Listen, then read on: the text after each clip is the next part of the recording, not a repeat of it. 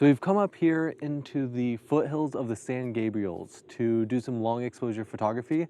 Behind you is this amazing view of the city, but for now we're focusing looking this way because there's actually this great S-bend. Just going to take a photo right now as I'm talking to you. More or less, as cars come by, we are on this big U-turn. So as the car comes by, we're doing a long exposure, and we actually see the car, the sort of streak of light come across the screen. It's a really cool look. Here you can see sort of our first test photos. It's a little bit too much ground in there for us, but it's a really cool effect. We're currently shooting on a 16-35 at 16 millimeters, and I almost want to be wider than this, but we're working with what we have. Currently, my settings are at 15 seconds, which is about the amount of time it takes for these cars to go by. Some people are driving pretty fast, so sometimes it's even too long. My ISO is at 1000, which for this camera is definitely within range. I might go even a little bit higher, and I'm at f2.8. So I might go to f4 or 5.6 just to make sure that everything's really in focus, and then boost my ISO just to bring up the brightness a little bit. Also, typically I wouldn't wear a headlamp like this in a video, but I just wanted to mention that when doing long exposure photography, when you're out here in the dark, we have this white light just so you guys can see us or see me talking. The red light though, it doesn't affect your night vision. It enables you to still see in the darkness, whereas a white light, it'll make it much harder to see once you turn off that light. A red light, your eyes still adjust to the lighting around you, and it makes it a lot easier to see. I can also still see the functions on my camera and adjust all those without, turning on a bright white light and then having my eyes to have to readjust. One thing to be careful though, if you have any lights on and you're taking long exposures, that light will bleed into your photo. So you don't want that to happen because well, maybe you do want that to happen, but for this sake, we don't want that to happen. So we're just waiting for another car to come by now. I've tilted up so we have less ground in the frame.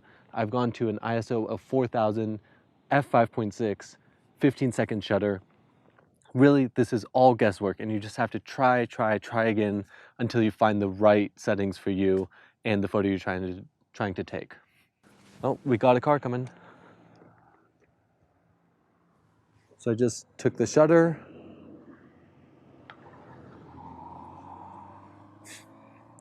There goes the car. And just waiting for the 15 seconds to be up. And there it goes. So you'll notice sometimes after taking these photos that you can't preview the photo right away. It's because your camera is actually processing all that light and turning it into one image. So let's check this out. Oh man, yeah, this is awesome. So because the car is coming around a U-bend, we have both red light from the brakes and white light from the headlights.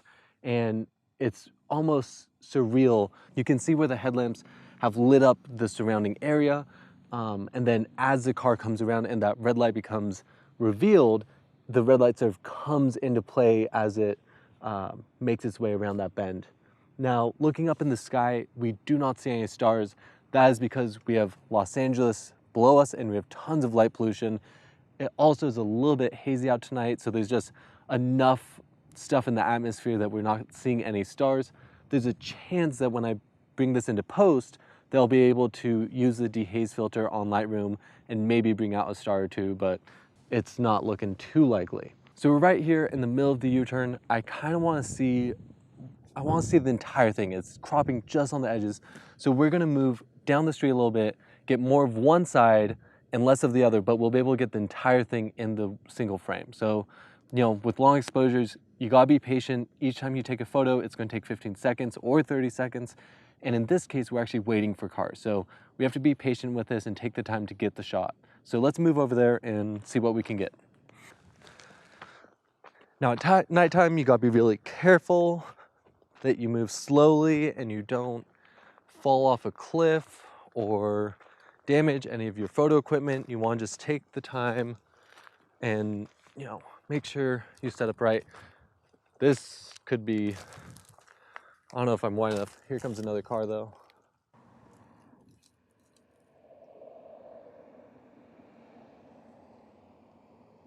Okay, so I'm not set up at all. The leg's not even on the ground. I've probably been moving it around. Let's see what this looks like though. That's pretty cool.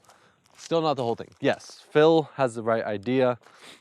This is another reason to go out and do these types of things with friends, because different people have different ideas. You just get to try different things. Another sort of pro tip is that if you do have a headlamp or any flashlight, you can sort of shine the light out there to actually see what's in your frame. So I can see that everything I want to be in this frame is actually in there.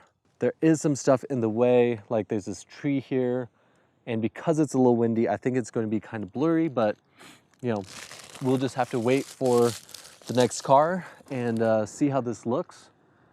You know, maybe having the tree in there will be cool, and maybe I won't like it, but we'll give it a shot. So we just had this car go by. Moving up here, we were actually able to see the car come from a lot farther away and make the whole bend. And in the 15 seconds time, I counted it out. It was exactly 15 seconds from down there all the way around. So we got the full streak. It is a little overexposed, or I probably could stop down. But again, this is A7R3 shooting uncompressed RAW. There's tons of data in there. We'll be able to probably bring some things down. But overall, you know, I'm even seeing some stars in here now. It's a pretty cool shot. Phil, do you wanna take a look, or? It's awesome. Oh, that's dope, yo. I mean, yeah, it could be a little under less, but you want to get the streaks, but you could stop down. But Yeah, no, I could stop down. what are you at? That's 5.6. Oh wow. Yeah. Try stopping down one more. All right, so I just hit the shutter, maybe a little prematurely, but there goes the truck, and he's going in the opposite direction, so we're going to have a lot more red light this time around. And we're actually getting a second car, so maybe right when this car comes, I'm going to stop down even to 11 now. I was just at F8, now I'm at F11, just to try something different. You know, we got lucky, we had two cars going in the same direction, so we'll be able to compare these two. Now this car is driving much slower, so I'm not sure they'll make it the entire distance, but they do. Almost made it the entire distance. So by stopping down, instead of just having these big blobs of white light, we now have much cleaner streaks. And whereas before it almost looked like the entire car was glowing, now it's really focused in on those headlights and those tail lights. It's really cool because we started the exposure when the cars were actually behind these trees, and so you get these little glimpses of like, oh, we got another car. And this car is coming the other direction, so again, we'll see the difference of when headlights are coming at you versus tail lights leading away. Okay, how does this one look? So again, it's processing, gotta be patient. Oh, that looks amazing. And it's kind of nice having these trees in there actually. It adds some foreground elements. I do think I'll probably crop this a little bit. Again, A7R3, I'm shooting probably close to 100 megapixel images right now. I mean, there's so much information in these things. I'll be able to play around with them a lot. I have the entire road in there though. I have this cool little star effect from the headlights. So that's long exposure photography. You know, this is very clearly, you know, having lights moving in your image. There's also astrophotography, all these other things. But the key things to remember are having a tripod, testing, you know, doing different f-stops so you have more in focus, less in focus. How high of an ISO can you go without making it look too noisy? And then, you know, really just being patient, taking the time to practice, compose your shots, finding the right angle to get the right location and the right, you know, scenery around you. It's all about patience. So go out there and have fun.